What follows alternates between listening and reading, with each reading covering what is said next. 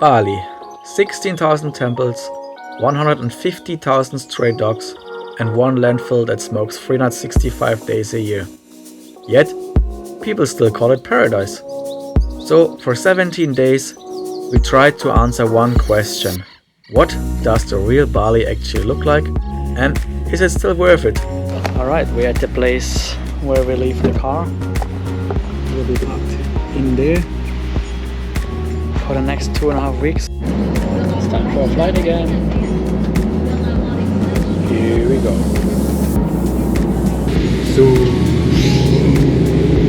Our journey began in Ubud, Bali's spiritual heart. We arrived late and already faced our first little challenge. No cash for our pre-booked transfer. Once that was sorted, our accommodation looked great.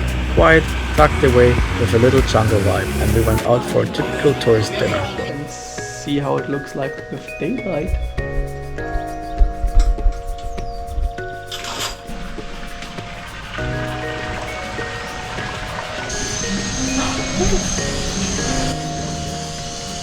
Oh, nice jump.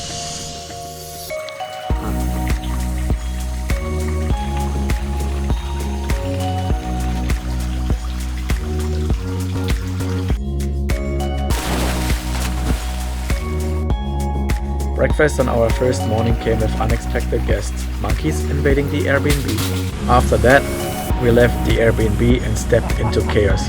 Busy streets, buzzing scooters, and locals dressed in beautiful traditional clothes.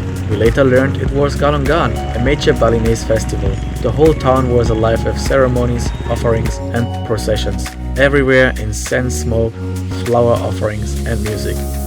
An overwhelming but beautiful first impression of Ubud.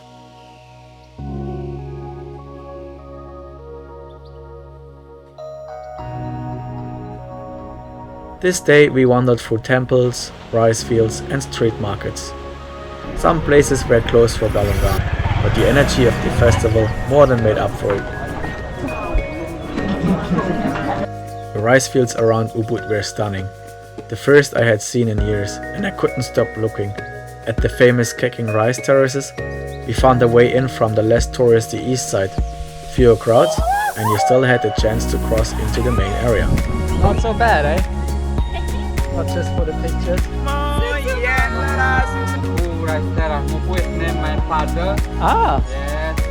Usually, Balinese people are incredibly friendly.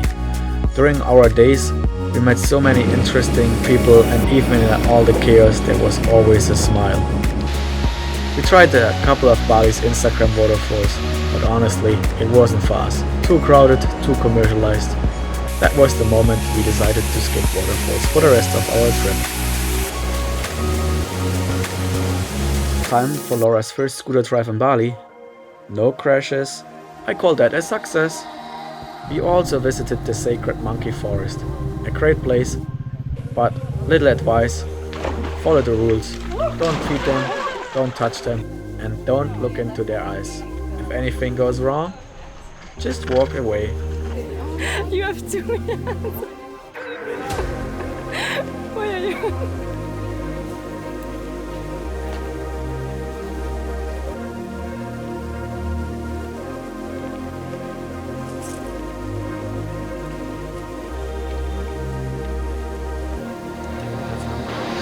Markets are chaotic, colorful, and full of life. Authentic, busy, and far cheaper than the tourist stalls. As the sun went down, the streets stopped moving. Whole processions of trucks and scooters packed with families, all heading to the temples. Every night, kids roamed the streets in little groups, playing music, dancing and even costumes. We didn't fully understand it, but it was magical to witness, and the kids had heaps of fun. Finding cheap warungs in Ubud wasn't easy, but once we found the right spot, we came back every day for the real Bali vibes. Our favorite restaurant.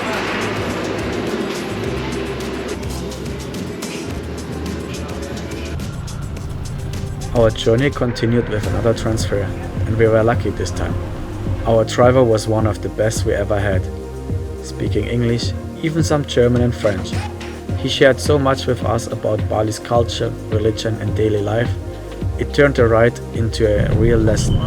That is, they would like to collect ocean water. Okay. That is the ocean over there. We arrived at a little private bungalow with an outdoor bathroom. Simple but beautiful. The place is run by Sandy, an incredible host with a big dream that I'll share in a separate video soon. And with Mikey the dog following us everywhere, it felt like home instantly. Om Shanti Shanti Shanti Om. It means peace in our heart, peace in the world, and then peace forever. Food in Bongaya was its own adventure. Hardly anyone spoke English, so communication often happened through Google Translate or simply with gestures. We even tried doing laundry by ourselves in the village instead of using the accommodation. Everywhere we went, kids waved and shouted hello. The locals greeted us warmly, and those small encounters became some of our favorite moments of traveling. Thank you so much, Sama. Good boy. Yes. Hey, baby. We spent evenings chasing sunsets by scooter, exploring the surroundings, and flying the drone with Mount Agung always watching over us. We had chosen Bongaya mainly because it's so close to Mount Agung, the highest and holiest mountain in Bali. Our dream was to climb it, but during Galungan, a 30-day religious period, it's strictly forbidden out of respect for the gods. Even though we couldn't climb, we loved being so close and exploring the surrounding villages. One of our highlights was the trek from Kastala to Tenganan, walking above the rice terraces along the border of the forest. Butterflies and dragonflies everywhere. Hello? We got lost in the first minute on the walk. I mean, I got lost.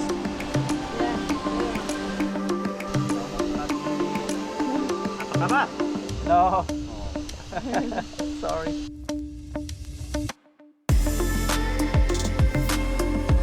And on the way back, we crossed the river where kids were playing at the waterfall. Carefree and happy. A beautiful reminder of the simple joys of life.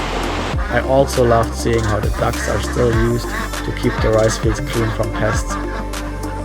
We rode to Amlapura often for food.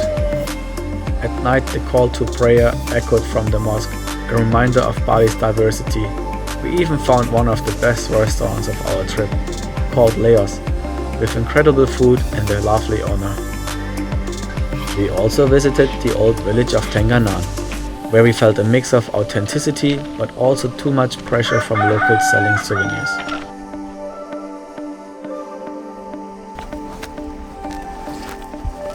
And Virgin Beach, often recommended as one of the best beaches in the area, for us, it was disappointing.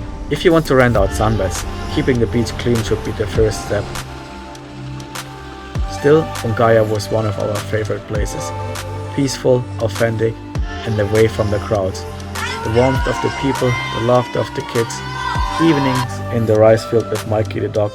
It made us feel part of the countryside for a little while.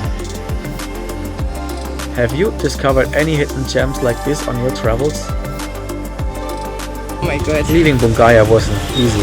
First I had to drive Laura to the bus and then go back for the big backpack. Drop the scooter at the rental and finally catch up at the station.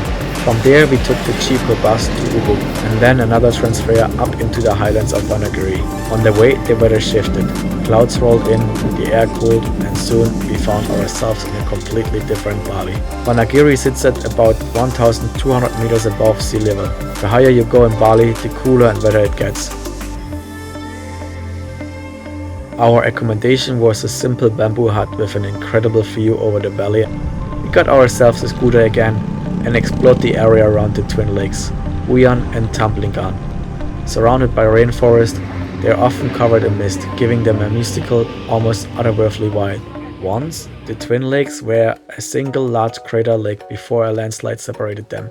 Today, they're considered sacred and still used for traditional ceremonies. One of the highlights here was finally getting back into untouched nature. We hiked up Mount Agung, an old dormant volcano covered in lush rainforest. The trail was quiet, green and alive with birds, butterflies. We even spotted some wild monkeys, shy, keeping their distance but amazing to see. After so many busy or crowded places in Bali, this felt like a breath of fresh air. pure, clean and peaceful. Leaving Wanagiri, our homestay gave us a ride to the bus station and we hopped on the cheap bus to Kuta. If we'd known what was ahead, we probably would have booked a direct transfer instead. The ride took nearly twice as long as planned, several hours of winding roads and slow traffic. By the time we arrived in Kuta, it was late. This time our accommodation was a bit of a disappointment. From the outside it looked fine, but inside it was overpriced for what it was. The bathroom stayed wet and smelled from the drains. At least the pool area was nice and the food was decent, so we made the best out of it. Kuta is Bali's most famous tourist hub, and it shows. The streets were lined with souvenir shops, tattoo studios, massage parlors and endless people trying to sell you something. Kuta was one of Bali's first areas to boom with tourism back in the 70s. Today it's crowded, commercial and has lost much of the charm that travelers once came here for. We explored a few small temples and markets, but honestly, the atmosphere just wasn't for us.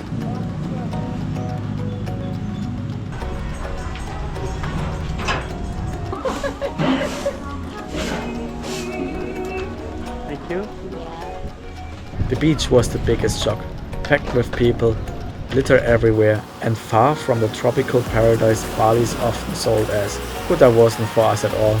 Too crowded, too commercial, too far from the Bali we had enjoyed in Ubud, Bongaya or Wanagiri. But that's part of traveling. Sometimes places don't fit for you. And that's okay. The next morning we left early for our flight back to Australia.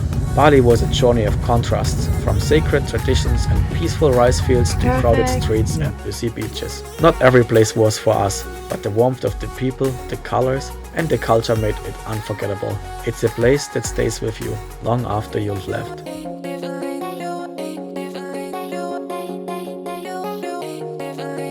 If you enjoyed this honest look at Bali, leave a comment below. What was your favorite place? What surprised or disappointed you? And subscribe for more real travel, nature and adventure content.